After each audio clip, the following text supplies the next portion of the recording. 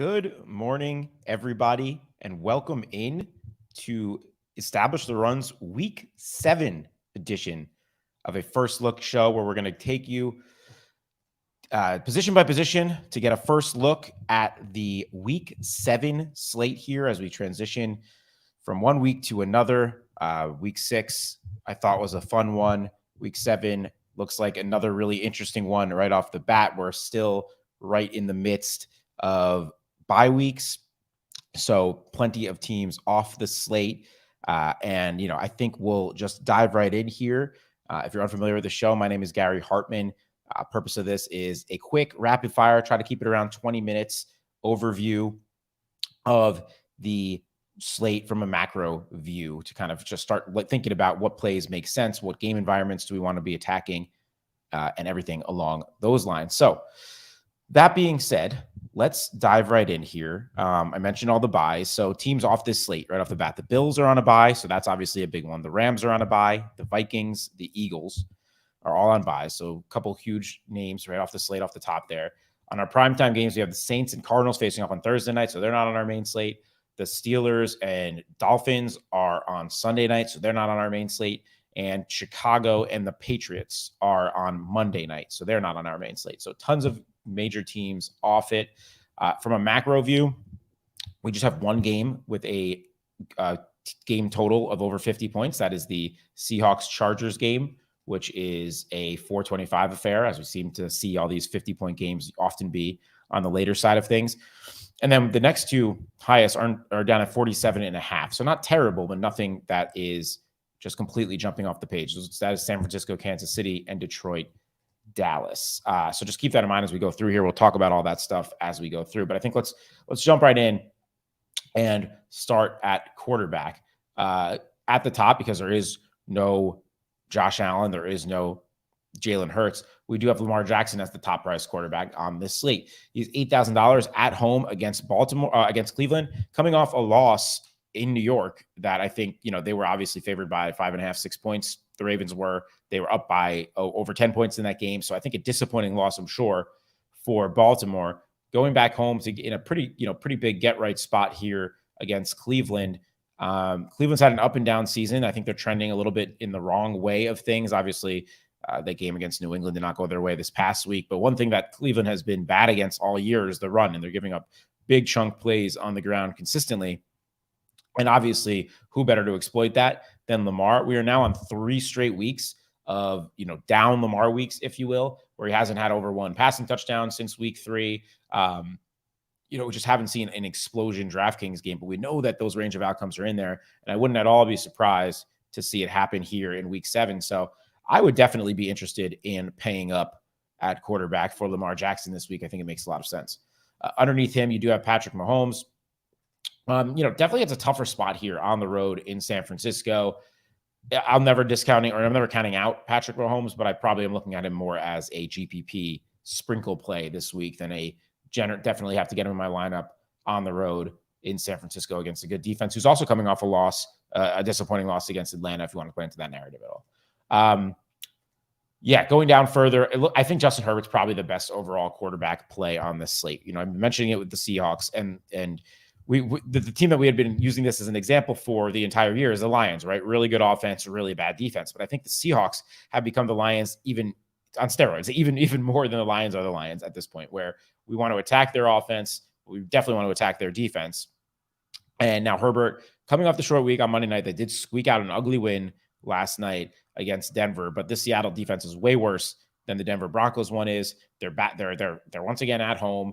If Seattle can push, which there's been nothing to show us this season that they cannot push, Herbert and Herbert stacks are going to be quite popular. Again, coming off 2 down weeks, obviously didn't get much done last night, did throw the ball 57 times. I think this is such a friendlier spot for Justin Herbert. We'll see if Keenan Allen plays, because I think that does make a big difference in stack options, also just kind of options that we want to attack. And I'll talk about that when I go to receiver a little bit.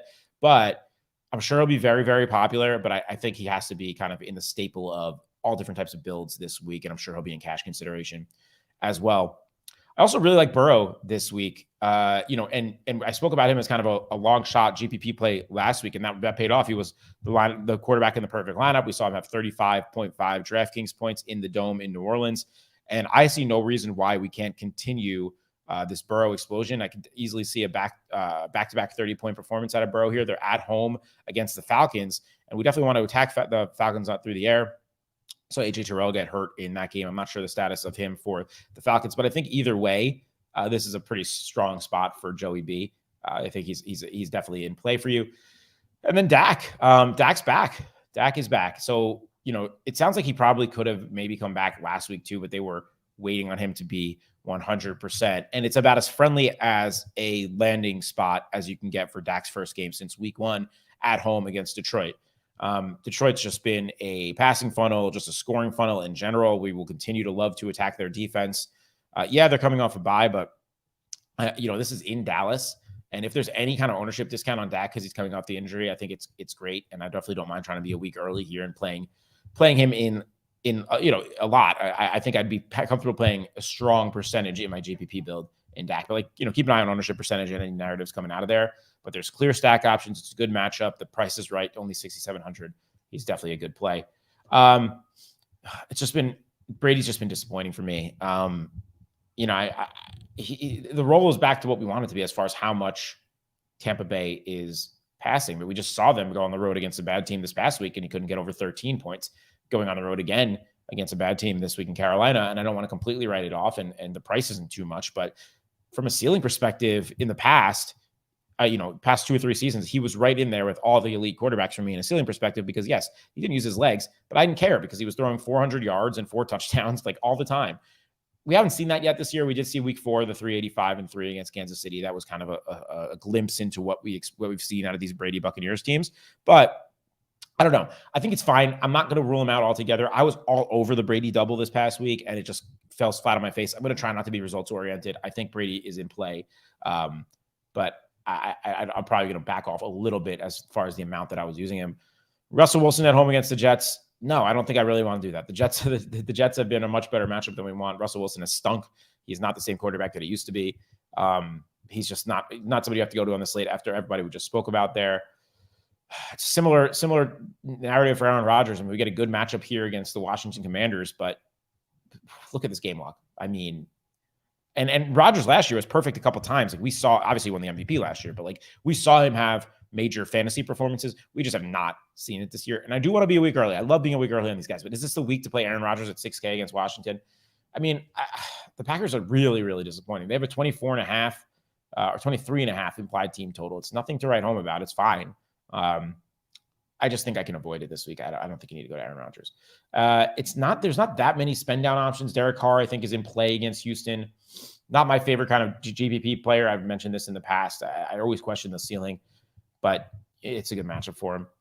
And then after that, I mean, I think it's really a spend up option at quarterback this week. If you want to attack Goff on the other side of that Dallas game, I'm not really interested in that given what Dallas's front seven is. Gino, I guess you could attack on the other side of the Chargers game, but the Chargers defense really isn't their problem. And if it is, it's their run defense, right? So I'd rather attack Walker. We'll talk about him in a minute. So it's not like there's no clear cut, cheap spend on options, if you ask me. Matt Ryan is a good matchup, but he's definitely coming off his best performance of the year.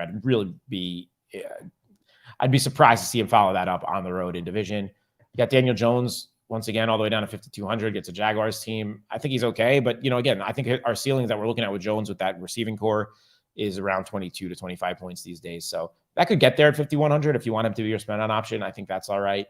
And then, Washington's not going to be without Carson Wentz. So I'm guessing Tyler Heineke's going to start. I'm sure they're not going to Sam Howell yet. But that's, they get a Green Bay team at home. I mean, we've seen Green Bay struggle, so I guess, but it's just so ugly. I'd rather spend up a quarterback this week, or at least if you consider the 6K, the mid-tier. But that's what it seems like for quarterback this week. It's an interesting spot. Running back on the other hand is incredibly deep for a week with four buys and all these teams off the main slate.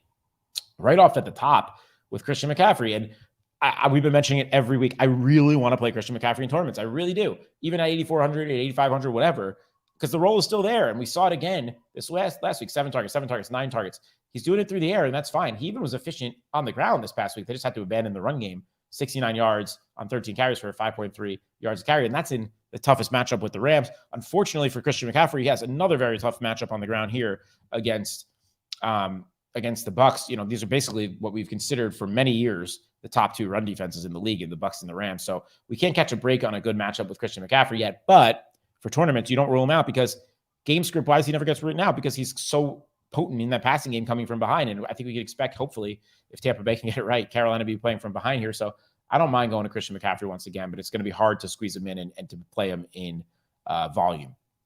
Underneath that, you have Austin Eckler once again last night. And we mentioned this on the Showdown show with Cody Main and Adam Levitan and myself yesterday. Yeah, maybe the role isn't as elite as we hoped as far as carry percentage. Josh Kelly, Sony Michel are involved. It doesn't matter. He's basically through the air what Nick Chubb is through the ground. That's kind of what I figured out with Austin Eckler this year. The role in the pass game is so great. And he's so efficient with those catches and his yards after catch stuff. And, he's always a threat to break one. He's also really strong at finding the end zone and found the end zone again last night on the ground, but did have 16 targets and 10 catches and 47 yards. I mean, I think that passing volume upside is impacted by Keenan Allen's availability, but regardless, in a really good matchup with Seattle that we're going to attack, I'm sure he's going to come with loads of ownership, but he's definitely in play across the board this week. Might be a little bit hard to fit in at 8,300, but I love Austin Eckler once again. Derrick Henry gets the Colts. I think that's okay. On the other side of that, Jonathan Taylor, is maybe going to come back. I thought he was going to play this past week. They did rule him out. I think I prefer Henry in this matchup against a home matchup with the Colts. It doesn't necessarily scare you very much. And we've seen Derrick Henry his last three games come back to being Derrick Henry, coming off a bye, so he's got the fresh legs. A lot of reasons to be interested there. I do think if Taylor plays, though, I'm not completely ruling him out as the fourth most expensive running back on the slate, but be attuned to news there. Chubb finally came back down to earth this past week in a game that game script got away from them quickly with the mighty Bailey Zappies just going in and destroying the Browns. I like Baltimore in this spot a lot. I think, just as far as an early sniff of the week. So I might be a little bit scared off of Chubb from a game script perspective, but again, with the efficiency that he has, it's never in play. And, we just saw Saquon Barkley play against Baltimore. Wasn't super efficient, but they didn't take him out of the game, did carry about 22 times. If he had fallen, and he could have fallen into the end zone one more time at the end, he just smartly went down to end the game. So that could have been a big game against the Ravens run defense. So I'm not terrified of them for the matchup for Chubb. Speaking of Barkley himself, he's under 8K still, gets a matchup with the Jaguars. It's a good matchup with the Jaguars. The Jaguars have been solid against the pass, but they've definitely been vulnerable on the ground so far this year. So no issues going to Saquon as the sixth most expensive running back on the slate. For sure, sign me up. And then Fournette, 7,700. That's what I'm saying. Running back is very deep this week. The guy just continues to be a target machine. He did get his 21 carries this week. We know he's going to be used in the red zone. Yeah, he has not been efficient on the ground. I don't really care. I mean, it's similar. It's like a less explosive version of Austin Eckler, the way he's being used in this offense. We know that Brady trusts him. He's a safety valve at the very least, and gets a good matchup here with the Carolina team that has given up a lot on the ground. So, yeah, I mean, I think Fournette's a good play. Aaron Jones is a tournament play only for me. I mean, his stock has got to be really low along with the rest of the Packers right now. Gets a Washington matchup here that you would think is in favor to him, but who's to say for sure? Cincinnati, Mixon, still waiting on that Mixon explosion game. I would try to bank on it maybe this week. He only ran the ball 8 times last week, but was 5.6 yards through the air. Once the Bengals figured out that their passing game was working indoors, I didn't think they went away from that. Luckily, Mixon is involved with that a little bit. Did get in the end zone through the air. I think I want to continue to attack this Bengals passing game this week against Atlanta, but I think I would include Mixon in some of those stacks. I think that's okay. So I don't mind him at all. Let's wait and see on Detroit with the DeAndre Swift of it all. It looks like questionable, hasn't played since week 3. Josh Jacobs, cover boy of the video once again here.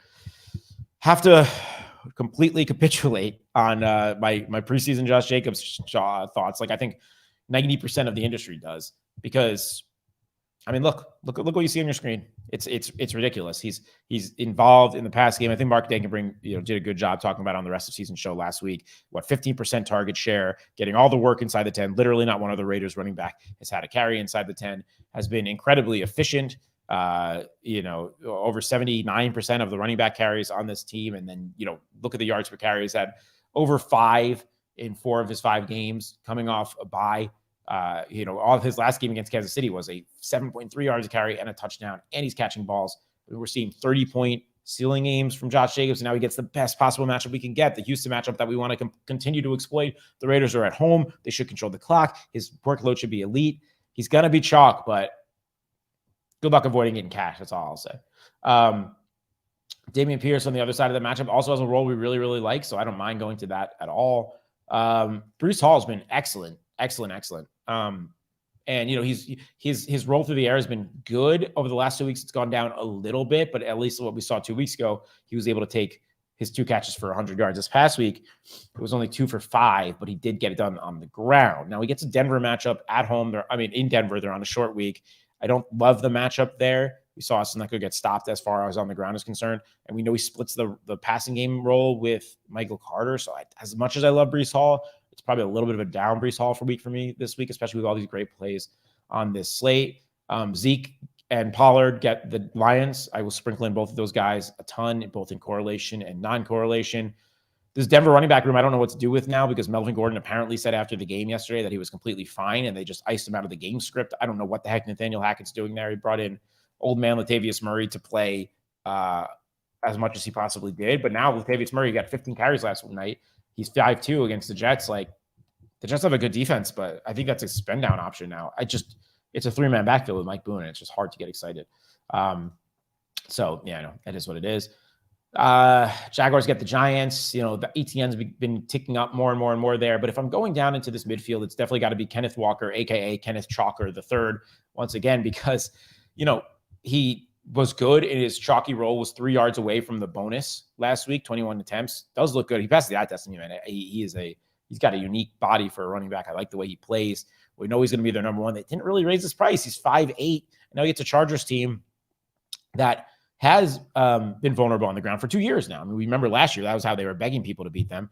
Not much has changed really in that regard this year. The Broncos last night, as we just mentioned, were willing to give the ball to Latavius Murray a bunch of times. I think Kenneth Walker is still the spend down, mid-tier, whatever you want to call it, this tier option that you want this week without a doubt. And he's going to come in the most popular game of the week. He'll be popular, but I think he's definitely going to be in play. Jeff Wilson coming off his first down week his first really down week since he's been kind of the bell cow of this offense. The matchup doesn't scare you as much as you would think with Kansas City. I mean, we saw Devin Singletary have a lot of success on the ground. I don't think anyone's going to go to him in the same price as Kenneth Walker. He makes an interesting tournament play to me this week. Brian Robinson, it's just scared of that 3-man backfield now in Washington. I mentioned ETN is kind of his role continuing to tick up here. He's been really efficient the last 2 weeks. We know he's involved in the pass game a little bit. I don't mind him against the Giants. Let's wait and see on the Colts running backs, but there may be some value there, of course, including Deion Jackson, who broke the slate last week. If Taylor's out and Jackson's in, I think you have to consider him. But let's see on the information on Hines and Taylor.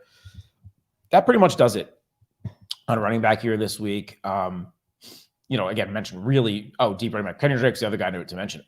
Apparently J.K. Dobbins' knee tightened up on him in the game against the Giants. Drake was just gashing the Giants on the ground. Only had 10 carries, but every single one seemed to be a chunk play.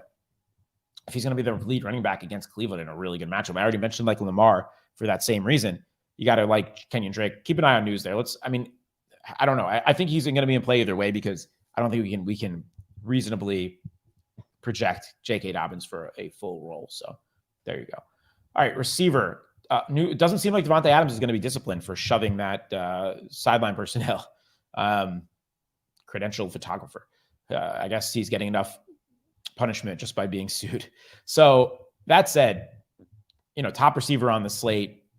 We saw him get it done in week 5 on only 7 targets with a 3, 124, and 2. We know those games are in there for him. I love Devontae Adams. Jamar Chase, he was my favorite play of the week last week. Very happy that hit. We saw the 7 for 10, 132, and 2. We're going to be a week closer to T. Higgins being back. And also the Falcons have done a solid job defending straight up number 1 wide receivers this year. So maybe it's not as good of a spot, but let's see what happens as far as AJ Terrell is concerned and T. Higgins is concerned as well. I think I'd be very comfortable going back to the Burrow Chase this week. He's starting to really find his groove. Debo gets the Chiefs. I think that's okay. Did see 10 targets last week. I'd like to see him get a little bit more work on the ground, but this isn't really a matchup that totally scares you. We just saw Diggs and Gabe Davis go off against the Chiefs. This is in San Francisco. Pittman. We were just right when we were all ready to give up on Michael Pittman. Oh, this role's not great. The ADOT's low. The target share isn't what we want it to be. Yada, yada. You get this 13 of 16 targets for 134. Didn't even find the end zone and still almost had 30 points. Matt Ryan was force-feeding him the ball. He's good in one-on-one coverage. He's kind of like a Mike Williams type where he can win these possession type of targets. And I think that had to be a wake-up call for the Colts. We saw Matt Ryan have his most impactful game back in division this week. That game went over. If this game also goes over, I think Michael Pittman's okay, just that they now raised him up to his most expensive price of the season. Hopefully that will keep ownership somewhat in check. Mike Williams against the Seahawks. Yeah, I mean, I think definitely we're going to be attacking this game in all different areas. The only thing is the Seahawks have been okay-ish defending the outside receivers. They've been more killed on the ground in the middle of the field. So if Keenan Allen plays, even Josh Palmer, when he might be lined up not against their top stuff. But I think Mike Williams is going to still be in play in all correlation coming off a down week. He's such a threat in the end zone too, that he's in play. Amon-Ra is probably your favorite run back on the Detroit side of things. I mentioned liking Dak a lot. I think Amon-Ra coming off the bye, another week separated from the ankle, is going to be really good. We've already seen a 40-point game in Amon-Ra this week. Evans was super disappointing last week, but if you're going to the Brady stuff, you got to continue to go back to the Evans stuff. CD will be your top target in Dak stacks, and he was great with Cooper Rush for when Cooper Rush lived, but I think we're all going to be happy to have Dak back. Yeah, Cooper Rush was really good, but Dak is a better passer, and this team gets a great matchup. CD is in play. As we mentioned, wait on Keenan Allen. Metcalf and Lockett will be in play again for sure as they continue to be this season. Metcalf was a little disappointing this past week. Did have a 7 targets, couldn't get much done. That game busted. As a whole, did Arizona, Seattle. So keep that in mind. I think both those guys in correlation will be back. Also, let's see what kind of news we get on T. Higgins. He did get 10 targets this past week, so I'm not going to be afraid to use him at all. You get a big discount on Chase another week separated from the injury. So if I'm attacking that Bengals passing game like I want to, I think Higgins is okay. Similar sentiment of Godwin to get his 12 targets last week, which you love to see. So again, if you're attacking this Brady stuff, I think Godwin, Evans both have to be included. Going down more, Lazard did find the end zone, have a really nice catch last week as well. If you want to attack the Packers, I mean, it's hard to get excited about them, but he seems to be locked in as the number one guy. You do have Romeo Doubs hanging around there too.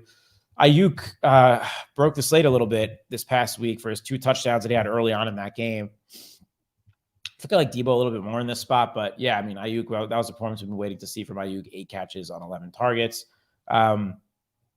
They just refuse to raise Tyler Lockett's price. And I get that both those guys disappointed this past week, but he should easily be a mid 6K, almost 7K receiver. So he's going to have to be in play. If you're attacking Chiefs, Niners, we finally saw Juju have a viable game with 113 yards and getting in the touchdown. Drake London on the other side of the Cincy stuff, I think is all right. We're waiting. He's been pretty bad for 3 straight weeks, so maybe keeps the ownership down a little bit. Not really looking to attack these Washington receivers right now with Taylor Heineke or whatever their quarterback situation is. I mentioned playing Lamar. It's going to be more Andrews for me as the option there, but if Bateman's out again, Devin Duvernay will be in play. Gallup's definitely in play in that same matchup they want to attack. And anything under 5K, if you're not a subscriber, go ahead, subscribe to NFL. We got a nice article breakdown every week on our cheap wide receiver volume options. So we'll go right over to tight end in that regard then. Kelsey leads the way here again. And once again, 10 targets, 100 yards against Buffalo last week. Does get a San Francisco team here. They did give up a touchdown to Kyle Pitts last week, so there's that. But, it's hard to like him more than Mark Andrews right underneath there. He's just been breaking slate after slate after slate. We're going to be playing a lot of Lamar. I think Andrews is going to be in play across the board. But I like both guys if you can afford them. Waller's questionable, so there could be some value at tight end in Vegas if he misses. Kittle's role, I mentioned, starting to expand. We've seen targets go up every single week pretty much. Did finally get his 10 targets, 8 for 83. He's due for a big game again. We saw Dawson Knox have success against Kansas City this past week. Definitely think George Kittle can be in play for you this week. Hawkinson, same thing against Dallas if you're attacking that game. Kyle Pitts remains super cheap, and if you're attacking that game, I think it's okay. But my God, Kyle Pitts, just start to perform. And I get it's tough. You're on the Falcons, you're on Marcus Mariota, but as Adam always says, target earning is a skill. I'm starting to get concerned for sure. I mean, if you're already concerned, I'm starting to get concerned. But Njoku is a guy that I really like. I mean, the role's been very strong all year. At least 5 targets in every game since week 1. We've seen a 10-target game sprinkled in there. We've seen, over 50, between 50 and 90 yards each of the last 4 weeks. He's a strong option as well. Tunyon finally got there this last week. He's been a guy that I liked all year. His target share, 12 targets against the Jets last week. I just don't love this game environment that much against Washington. Gerald Everett saw 7 targets again last night against the Broncos, and we're going to be attacking this Chargers game, so I think he's okay. And then after that, there'll be a couple guys here in the 3K range that you are able to attack if you want to go with like a Disley type, if you want to go with a Daniel Bellinger type, although he's getting priced up a little bit as his role expands. See what the deal is in Tampa Bay, but K. Otton's probably going to be in play again after Cameron Brate got dragged off the field. All right. Defense we don't touch on in this week, but my advice to everyone is just don't play chalk defenses. All right. That'll do it at our first look here. I think this is a fun slate. I'm excited to dive into it more throughout the week. Of course, be tuned in to all of the great content that we have here on Establish the Run throughout the week. You'll have Adam and Evan with their team-by-team pods coming out later today. Adam has a solo pod coming out today. And then, one more thing that I can't stress enough, and I would be doing a disservice if I didn't bring this up here, and that is the ETR NBA DFS product, the team that I'm very, very proud to be a part of. And that is starting today. Today is our NBA kickoff tonight with 2 games. And if you are an NBA fan at all, if you play NBA DFS at all, or NBA season long, I can promise you, we not only do have the best team in the business, we have the best projections in the business, and we have the best value in the business, because the amount that you'll get and the amount we slave over these projections and props as well, if you're into props, is unbelievable. It's Drew Dinkmeyer and Michael Gallagher, myself, Mark Dankenbring, obviously Mike Leone behind the scenes, and we're doing live shows every single day. We're giving great projections every single day. NBA is the best. There's still an edge there at NBA DFS and NBA props, and we're looking to exploit it every single day. So can't recommend it enough. If you're an NBA fan, please go over and consider subscribing for the ETR NBA DFS package. Really excited for the season to start today. And as I mentioned, it's my 3rd season with the team. Really just so proud of the work we do over there. But that'll do it for here today. Obviously, really fun first look at the NFL slate. I wish you all the best of luck in week 7.